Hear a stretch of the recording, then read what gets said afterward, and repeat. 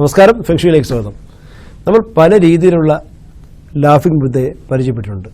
അതായത് ഒരുപാട് നമുക്ക് ഫെങ്ഷുയി എന്ന് പറഞ്ഞു കഴിഞ്ഞാൽ ലാഫിംഗ് ബുദ്ധയാണ്, ചിരിക്കുന്ന ബുദ്ധനാണ്, കുടവേറുമായിട്ട് നിൽക്കുന്ന ഒരു രൂപമാണ് നമ്മുടെ മനസ്സിൽ ആദ്യമായിട്ട് ഓടിയെത്തുന്നത്. അപ്പോൾ ഇത് പല മെറ്റീരിയൽ കൊണ്ട് ഉണ്ടാക്കിയിട്ടുള്ള സാധനങ്ങളും ഉള്ളത്.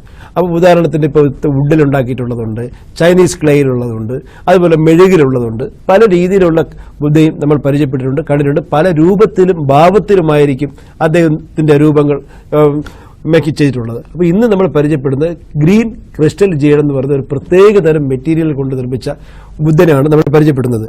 അപ്പോൾ ഇത് വളരെയധികം മഹാഭാഗ്യത്തിന്റെ ഒരു സിമ്പിളായിട്ടാണ് ലാഫിംഗ് ബുദ്ധയെ അവതരിപ്പിച്ചിരിക്കുന്നത്. അപ്പോൾ ലാഫിംഗ് ബുദ്ധ എന്ന് പറയുമ്പോൾ ഏതൊരു വീട്ടിൽ ചെന്നാലും നമുക്കിന്ന് കാണാൻ പറ്റുന്നതാണ്. കേരളത്തിൽ ഉള്ള എല്ലാ ജാതി മത വ്യത്യാസമന്യേ എല്ലാ വീടുകളിലും തന്നെ ലാഫിംഗ് ബുദ്ധ, ആ ചിരിക്കുന്ന രൂപം, അദ്ദേഹത്തിന്റെ ആ ചിരിക്കുന്ന ആ ഒരു രീതി തന്നെയാണ് നമ്മുടെ മനസ്സിനെ സന്തോഷിപ്പിക്കുന്നത്. ആ സന്തോഷം തന്നെയാണ് നമുക്ക് സമൃദ്ധിയും ഐശ്വര്യവും ജീവിത വിജയവും കൊണ്ടുവരുന്നത്. രാവിലെ എഴുന്നേറ്റ ഉടനെ ലാഫിംഗ് ബുദ്ധ നമ്മൾ കാണുമ്പോൾ ചിരിച്ചുകൊണ്ടിരിക്കുന്ന ഒരു രൂപമാണ് നമ്മൾ കാണുന്നതെങ്കിൽ നമ്മുടെ മനസ്സിനകത്ത് വളരെയധികം പോസിറ്റീവായിട്ടുള്ള ഒരു എനർജി ഉണ്ടാവുകയും അന്നത്തെ ദിവസം മുഴുവൻ സന്തോഷത്തിലായിട്ട് എല്ലാ കാര്യങ്ങളും ചെയ്ത് മുന്നോട്ട് പോകാൻ കഴിയും. അപ്പം നമുക്ക് ഈ ഗ്രീൻ ജേഡ് ബുദ്ധയെ നമ്മുടെ വീടിന്റെ പ്രധാന വാതിലിൽ നിന്ന് പുറത്തോട്ട് നോക്കിയിരിക്കുന്ന രീതിയിലാണ് വെക്കേണ്ടത്. അപ്പോൾ അങ്ങനെ വെക്കുന്നതിലൂടെ പുറത്തുനിന്ന് വരുന്ന നെഗറ്റീവ് എനർജിയെ തടയുവാനും പോസിറ്റീവായിട്ടുള്ള ഒരു എനർജി, ഒരു നല്ലൊരു ഊർജത്തിനെ, ഒരു യാങ് എനർജിയെ നമ്മുടെ വീടിനകത്തും പരിസരത്തും ഓരോ വ്യക്തികളുടെ മനസ്സിനകത്തും നിറയ്ക്കുവാൻ സാധിക്കുകയും ചെയ്യുന്നു. കാരണം അദ്ദേഹം ഇരിക്കുന്നത് തന്നെ ഡ്രാഗന്റെ ചെയറിലാണ്, ഡ്രാഗന്റെ സിമ്പലുള്ള ഒരു ചെയറിലാണ് അദ്ദേഹം ഇരിക്കുന്നത്. അദ്ദേഹത്തിന്റെ കയ്യിൽ ഇൻഗോട്ടുണ്ട്, അതായത് സമ്പത്തിന്റെ ധനപാത്രമായിരിക്കുന്ന ഇൻഗോട്ട് വെച്ചിട്ടുണ്ട്.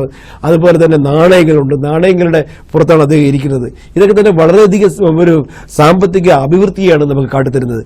ഇത് നമുക്ക് വെക്കാൻ പറ്റിയ ഏറ്റവും നല്ല സ്ഥലങ്ങൾ എന്ന് പറയുമ്പോൾ, അതായത് ഒരു ഓഫീസിന്റെ, നമ്മൾ കയറി വരുമ്പോഴത്തേക്ക് ഒരു ഓഫീസിന്റെ മെയിൻ ഡോറിലായിട്ട്, ആ ടേബിളിന്റെ മുകളിലായിട്ടോ ഒരു സൈഡിലായിട്ടോ, അതായത് വന്ന് കയറുന്ന ഒരു ഓഫീസിനകത്തോട്ട് ഒരു ആരെങ്കിലും ഒരു ക്ലയന്റ് വന്ന് കയറുമ്പോൾ ആദ്യമായിട്ട് കാണേണ്ടത് ലാഫിംഗ് ബുദ്ധ ആയിരിക്കണം കാണേണ്ടത്. അപ്പോൾ സൈഡിലായിട്ട് വെക്കാം, മധ്യഭാഗത്തായിട്ട് വെക്കാം, ഇല്ലെങ്കിൽ മിഡിൽ ഏതെങ്കിലും ഒരു ഭാഗത്തായിട്ട് വെക്കാം. അതുപോലെ തന്നെ നമ്മളെ വീട്ടിലാണെങ്കിലും, അതായത് നമ്മൾ ലാഫിംഗ് ബുദ്ധ വെക്കുമ്പോൾ ഇപ്പോൾ ഇദ്ദേഹത്തിനെ അല്ല, ഈ രൂപമല്ല, ഏതൊരു രൂപമാണെങ്കിലും നമ്മൾ ശ്രദ്ധിക്കണം. നമ്മൾ ഭക്ഷണം കഴിക്കുന്നതിന്റെ പുറകിലായിട്ട് വെക്കാൻ പാടില്ല, ടോയ്ലറ്റിന്റെ അടുത്തായിട്ട് വെക്കാൻ പാടില്ല, ബെഡ്റൂമിനകത്ത് വെക്കാൻ പാടില്ല.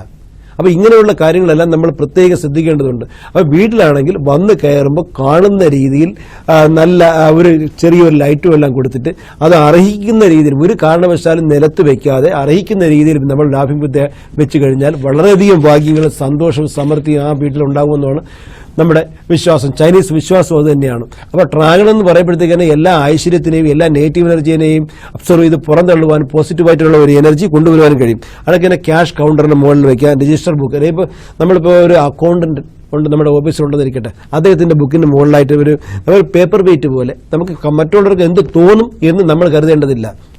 നമ്മുടെ ജീവിത വിജയത്തിന് വേണ്ടിയിട്ട്, നമ്മുടെ വിശ്വാസങ്ങൾക്ക് വേണ്ടിയിട്ട്, നമ്മുടെ ബിസിനസിന്റെ അഭിവൃദ്ധിക്ക് വേണ്ടിയിട്ട് നമുക്ക് ചെയ്യാൻ പറ്റുന്ന കാര്യങ്ങൾ നമുക്ക് ചെയ്യാം. അപ്പോൾ അതുകൊണ്ട് ലാഫിംഗ് ബുദ്ധ നമ്മുടെ ഓഫീസിന്റെ, അപ്പം മറ്റു പലർക്കും സംശയങ്ങൾ ഉണ്ടാവാം, ഉൾക്കൊള്ളുന്നവരും ഇല്ലാത്തവരും ഉണ്ടാവുമല്ലോ. അപ്പോൾ നമ്മുടെ എന്ത് ചെയ്യാന്ന് വെച്ചാൽ മേശയുടെ പുറത്തായിട്ട് പേപ്പർ വെയിറ്റ് പോലെ അദ്ദേഹത്തിന് ഒരു സൈഡിലായിട്ട് വെക്കുന്നത് വളരെയധികം നല്ലതാണ്. അതുപോലെ തന്നെ കാർ നമ്മൾ ഡ്രൈവ് ചെയ്യുന്ന സമയത്ത് നമുക്ക് പല രീതിയിലുള്ള ഭയവും പേടിയോ ഇല്ലെങ്കിൽ ഡ്രൈവ് ചെയ്യാനുള്ളൊരു അറപ്പോ എന്തെങ്കിലും സംഭവിക്കുമോ എന്നുള്ളൊരു ആവശ്യമില്ലാതെയുള്ള അകാരണമായ ഒരു ഭയം മനസ്സിനകത്ത് ഇപ്പോൾ ഇറങ്ങിപ്പോൾ എന്തെങ്കിലും സംഭവിക്കും, എന്താ സംഭവിക്കുക, നെഗറ്റീവായിട്ടുള്ള ചിന്തകൾ നമ്മുടെ മനസ്സിനെ വേട്ടയാടിക്കൊണ്ടേയിരിക്കുന്നു.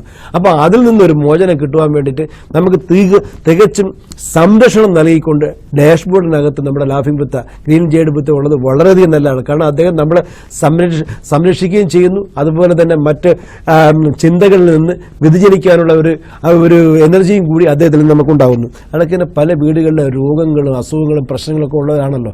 അപ്പോൾ ഈ രോഗങ്ങളിൽ നിന്ന് വിമുക്തി നേടാൻ ഏറ്റവും ഒന്നാന്തരമാണ് നമ്മുടെ ഗ്രീൻ ജേഡ് ബുദ്ധ. കാരണം കിഴക്ക് വശത്താണ് ഇദ്ദേഹത്തിനെ വെക്കേണ്ടത്, പ്ലേസ് ചെയ്യേണ്ടത്. കാരണം പച്ച നിറവും കൂടി ആയതുകൊണ്ട് മരത്തിന്റെ നിറവും കൂടി പച്ചയാണല്ലോ. അപ്പോൾ അവിടെ വെക്കുന്നതും വളരെയധികം നല്ലതാണ്. അങ്ങനെ ഒരു ലാഫിംഗ് ബുദ്ധ വെക്കുന്നതിലൂടെ നമ്മുടെ വീട്ടിൽ സാമ്പത്തികമായിട്ടുള്ള ഐശ്വര്യവും രോഗങ്ങളിൽ വിമുക്തിയും ശത്രുദോഷങ്ങളും നെഗറ്റീവായിട്ടുള്ള എനർജിയും എല്ലാം മാറിപ്പോവുകയും ചെയ്യും.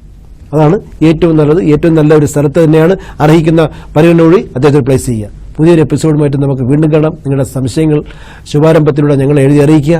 നന്ദി, നമസ്കാരം.